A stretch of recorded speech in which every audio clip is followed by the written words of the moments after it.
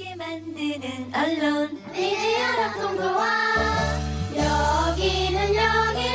여기는 국민 TV. 함께 만드는 언론 미디어 협동조합. 여기는 국민 TV.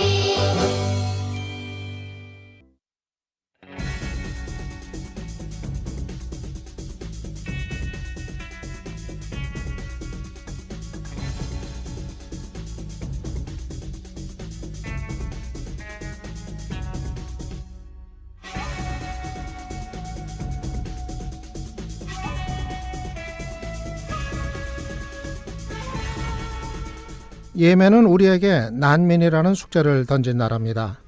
난민이라는 이 키워드, 사실 그동안 우리는 이 문제에 대해 생각해 본 적도 별로 없고 논쟁의 의제로 떠오른 적도 없었는데요.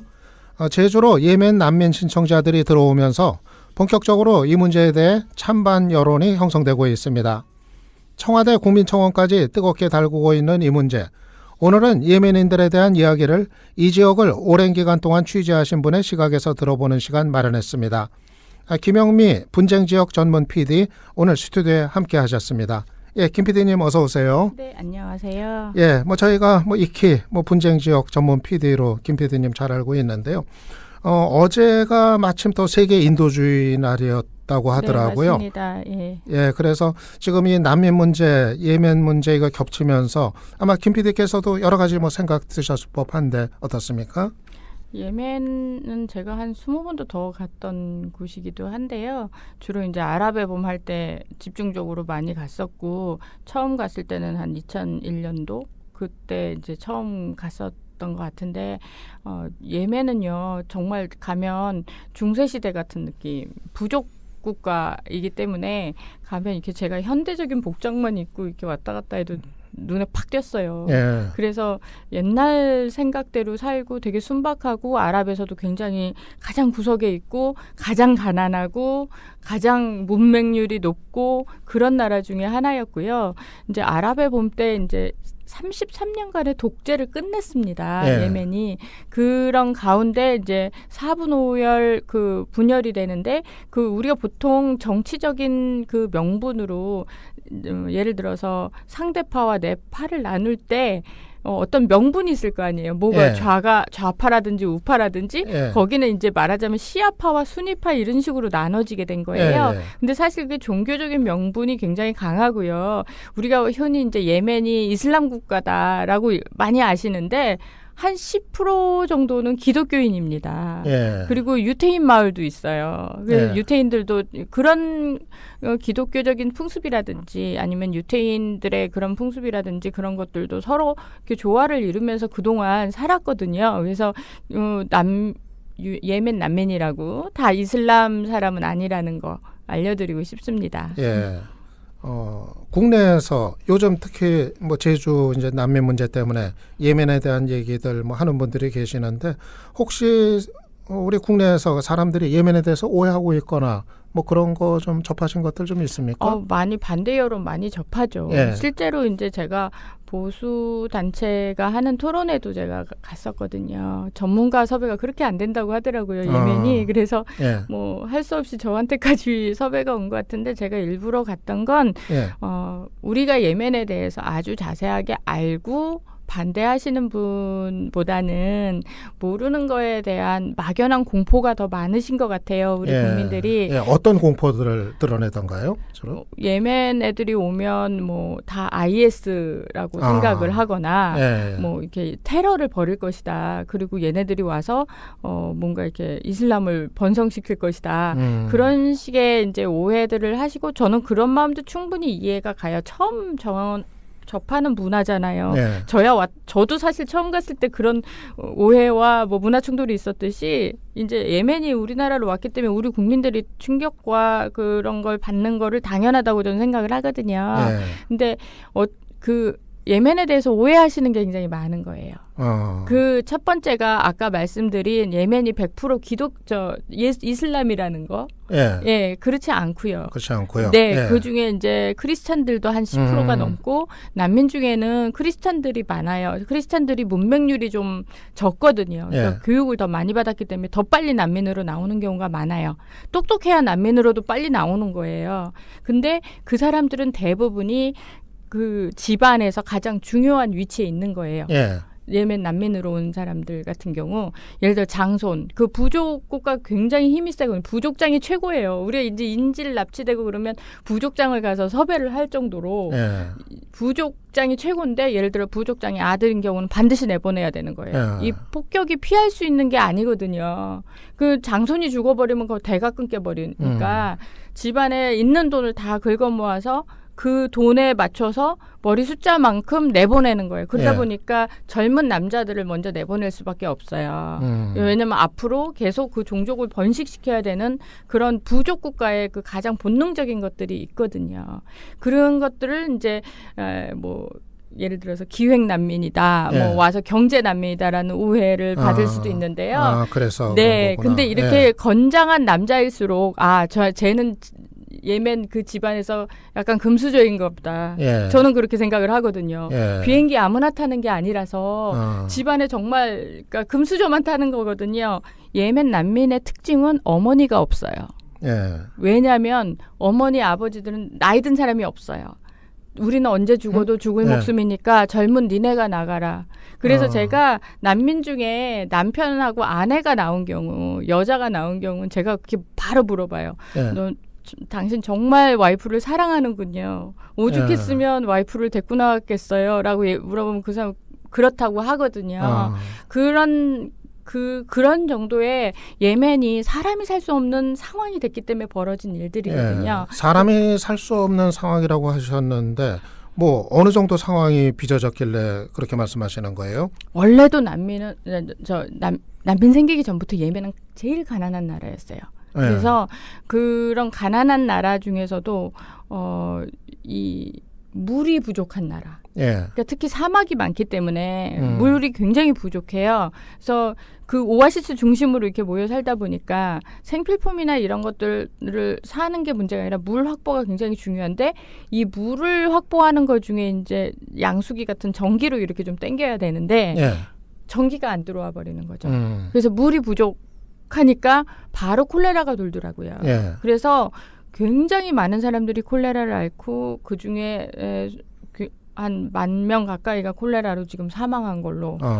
근데 주로 아이들이 많이 죽어요. 면역이 좀 덜 돼 있다 보니까 아이들도 많이 죽고 또 제일 무서운 건 폭격이죠. 예. 그 사우디아라비아가 지금 폭격을 하는데요. 이제 공식적으로는 사우디아라비아 플러스 아랍연합군 형태입니다. 예. 뭐 UAE라든지 아랍에미레이트라든지 뭐 이렇게 해서 순위파 국가들로 이렇게 만든 건데 그 미사일이 어떤 미사일이냐면요. 미국에서 이렇게 만든 다 최첨단 미사일이에요. 예. 그러니까 저도 미사일 성능이 이 정도로 세다라고 느껴진 거는 이번 예멘 전쟁 때거든요. 사실 이라크 전쟁이 2003년도에 있었던 이라크 전쟁 때도 미사일을 봤는데 그때보다 한 3배는 발달한 것 같아요. 성능이. 예. 그러니까 과거에는 한 번 쏘면 한 100명 죽일 수 있으면 지금은 한 300명 죽일 수 있을 정도의 엄청난 화력이에요. 그래서 일단 하늘에서 불이 이렇게 날아오는 걸 보면 벌써 죽은 목숨인 거예요. 그래서 폭격은 인간의 힘으로 피할 수 있는 게 아니에요. 그래서 떨어지면 거기서 그냥 신의 뜻이다 생각하고 죽어야 되거든요. 예. 근데 그렇게 할 수 없는 게 또 인간이잖아요. 예. 피해야죠. 도망갈 수 있으면 도망가고 싶은 게 인간의 본능 아닌가요? 전쟁 난민이라는 얘기가 이제 그래서 뭐 가능한 거네요. 뭐 일부에서는 전쟁 난민은 아니지 않느냐 뭐 또 그렇게 얘기하는 분들이 또 계시더라고요. 예멘은 제가 취재를 하러 갈 수 없을 정도의 전쟁이에요. 예. 저는 그 지금까지 저도 전쟁 지역 많이 취재를 했잖아요. 그러니까 예를 들어서 이라크만 하더라도 미군이라는 뭐 이런 게 있어서 이걸 사전에 우리가 폭격을 안 당해서 안전지대도 만들고 막 이랬는데 예멘은 룰이 없는 전쟁이에요. 그냥 누구든지 어디서든지 가서 죽일 수 있는 전쟁, 서로 죽고 죽이는 전쟁. 제가 봤을 때는 현대 시대 전쟁사에 큰 예. 획을 긋지 않았나. 우리가, 저 정도로 예. 아무런 그 법적인 국제법도 있고 전쟁법도 있고 인도법도 있고 여러 법이 있습니다. 근데 예멘 전쟁은 그 법들을 다 그냥 무력화시켰어요. 그런 전쟁이 예멘 전쟁이에요. 그래서 저도 취재를 들어간다는 거를 감히 생각할 수도 없을 정도이고, 심지어는 이제 제가 직접 못 들어가면 현지 아랍인이나 이렇게 해서 이렇게 들여보내고 대신 간접 취재라도 하는데 아랍 사람들도 안 들어가려고 그래요. 그러다 보니까 예멘에 대한 정보도 많이 차단되게 되고, 또 우리나라에서는 2014년부터 여행 금지 국가가 돼서 제가 더더욱 들어갈 수가 없습니다. 그래서 여행 금지 국가가 됐다는 건 들어가면 죽는다는 얘기예요. 국가에서 법을 만들어놨을 때는 그 기준이 있잖아요. 한국 사람이든 예멘 사람이든 예멘 땅 안으로 들어가면 언제든 죽는 거죠. 그럴 때는 나와서 피해 있다가 전쟁이 끝나야 들어가는 거거든요. 우리가 예멘에 대해서 참 모르고 있었구나 하는 제 생각이 말씀 들으면서 드는데요. 그런데 우리한테 예멘이 생소하듯이 예멘인들한테도 한국 또 제주 아주 생소한 곳일 것 같은데, 근데 어떻게 하다 제주까지 오게 된 거죠? 그 예멘인들이 생소한 건 아마 한국을 넘어서 뭐 다른 나라 다 생소할 거예요. 왜냐면 사막에서밖에 안 살던 사람들이라. 그 제가 몇 번을 코리아에서 왔다고 뭐 얘기한 것 같은데 아직까지도 차이나예요. 제가 그 정도로 코리아와 차이나를 구분 못하는, 왜냐면 문맹률이 너무 높다 보니까 학교를 다니고 그렇지 않은 사람들도 많아서. 그런데 이 이슬람 국가끼리는 무비자 협정이 돼 있어요. 같은 그 이슬람 형제 뭐 이런 식으로. 그래서 예멘이 이제 비자를 받지 않고 갈 수 있는 안 되는 나라 중에 하나가 말레이시아거든요. 그래서 말레이시아로 왔는데 말레이시아에서도 어느 정도 난민 신청을 했다가 그러니까 말레이시아 정부도 이제 예멘인들이 몰려드니까 굉장히 골치 아픈 거예요. 그래서 체류 허가를 점점 안 내주기 시작했어요. 그래서 이제 처음에는 좀 많이 내줬거든요. 지금 근데 너무 많아지니까 안 내주기 시작했고, 그러다 보니 무사증으로 입국할 수 있는 제주도에 그 비행기 회사가 하나 라인을 만든 거예요. 비행기 라인, 그 항공 노선을 만드니까. 그래서 저 얼떨결에 이제 그 노선을 타고 아마 제주도로 온 것 같고요. 근데 사실 제주도 와서 본인들도 물설고 낯선 거예요. 일단 제가 뭐가 제일 힘드니 그랬더니 올 여름에 너무 더웠다는 거예요. 그래서 여기 자기네가 아프리카 왔는지 우리 여기 한국 땅 맞냐고 이렇게 막 물어보기도 하고. 그리고 이들이 전통 의상을 입거든요. 이 아래 위로 이렇게 미다지식, 그러니까 완전히 이렇게 내리다지된 뭐 이런 옷을 입고 다녔는데 여기 오니까 이제 사제복을 입어야 되잖아요. 청바지. 그러니까 자기네 전통 의상 입고 한번 슈퍼 갔는데 사람들이 다 쳐다봐갖고 다시 와갖고 옷을 주섬주섬 갈아입고 나갔대요. 근데 이게 바지가 불편한 거예요. 안 입던 옷이잖아요. 근데 그러니까. 제주에 예멘 난민들이 이제 오니까 이 사람들 좀 위험하지 않냐? 이거 뭐 범죄라도 저지르지 않을까? 저런 경계 시선 또 반응 보인 분들도 제법 있었던 것 같거든요. 근데 예멘인들이 범죄를 저지른 예는 없잖아요. 없죠. 사실 아직, 제주도에서 범죄를 저지른 사람은 그 앞에 중국이라든지 여러 다른 나라였거든요. 그런 상황에서 제주도에 계시는 주민들도 그렇고, 제주도에 범죄들이 일어났던 것만 기억을 하시고 아마 그렇게 생각을 하시는데, 사실 그들이 제주도 오기 전에 이미 범죄들이 있었고, 자, 그러면 예멘인들이 지금 몇 달 됐잖아요. 이 동안 범죄가 있었느냐? 없거든요. 아마 범죄 하나만 있었어도 난리가 났을 것 같아요. 그래서 다 나갔을 거고, 그리고 제일 중요한 건 이제 더 이상 예멘 난민을 받을 수는 없어요. 이미 그 무사증에서 예멘 국가를 제외시켰기 때문에 더 이상은 받을 수가 없는데, 쉽게 말해 한 500명 이하의 이 작은 그 숫자가 와 있는데 제가 말씀드렸듯이 비행기를 타고 여기까지 올 수 있었던 거는 그나마 예멘에서 금수저라는 거죠. 그래서 그 말은 이 친구들은 다시 돌아가야 된다는 얘기예요. 그 부족국가 굉장히 보수적이에요. 그래서 집안의 중요한 장남이 해외 생활을 오래 할 수도 없고요. 그래서 전쟁이 끝나면 아마 제일 먼저 불러들여야 되는 사람들이에요. 그러니까 예멘도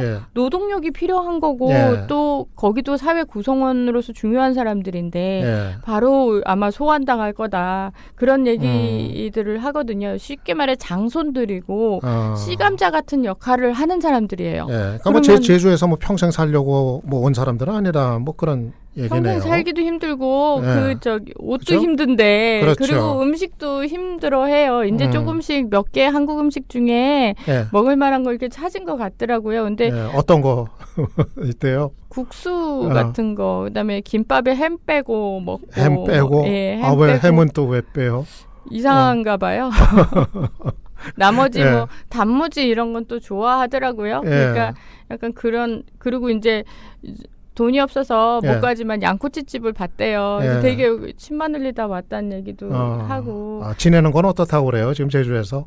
일단 제주도 사람들이 너무 좋대요. 되게 그 기사에는 되게 막 불안해하고 힘든 것만 막 나오는데 예. 실제 그 친구들은 제주도 사람들이 너무 잘 대해줘가지고 예. 자기는 좋다고 얘기를 하더라고요. 먹고 사는 문제는요? 지금 이제 돈도 많이 떨어지고 예. 또 막 그런데 예멘 사람들이 사막에 살다 보니까 바다에 약해요. 예. 근데 이제 선원들 있잖아요. 일하는 그쪽으로 많이 이제 추천을 해주나 봐요. 예. 근데 나가서 바다가 너무 힘든 거예요. 멀미한다고 너무 힘들고. 예.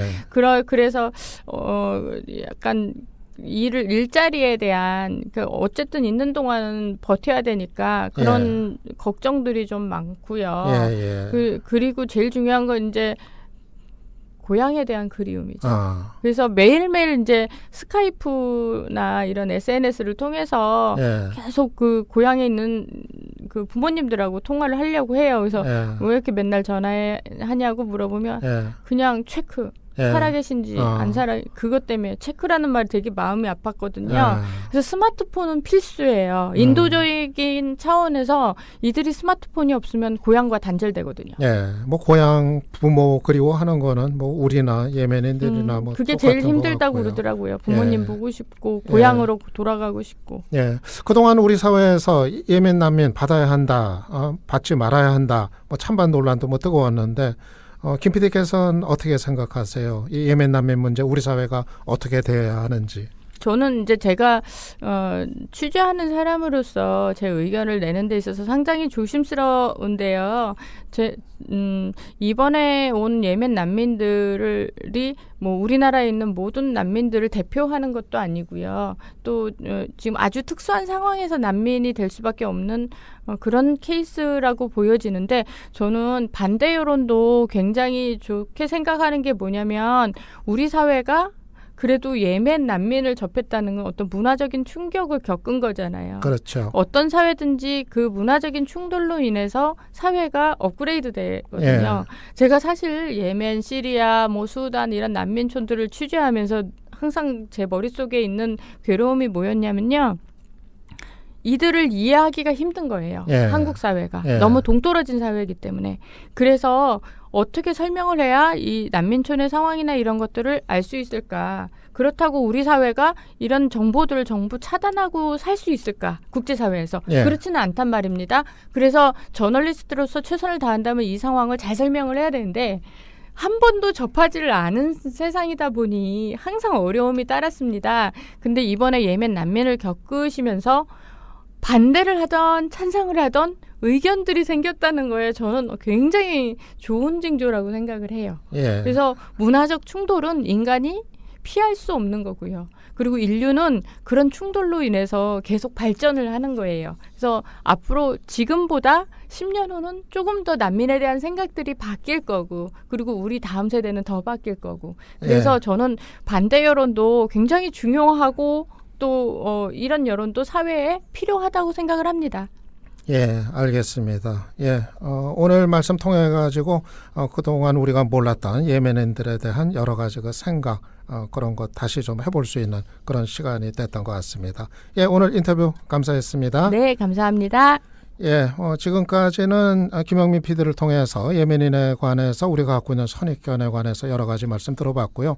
생활에 관한 더 자세한 얘기는 바로 이어서 현지에 계신 신강엽 소장에게 또 들어보도록 하겠습니다.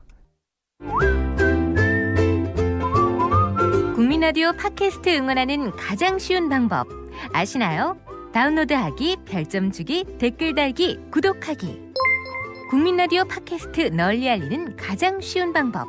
다운로드하기, 별점 주기, 댓글 달기, 구독하기. 기억하세요. 다운로드하기, 별점 주기, 댓글 달기, 구독하기.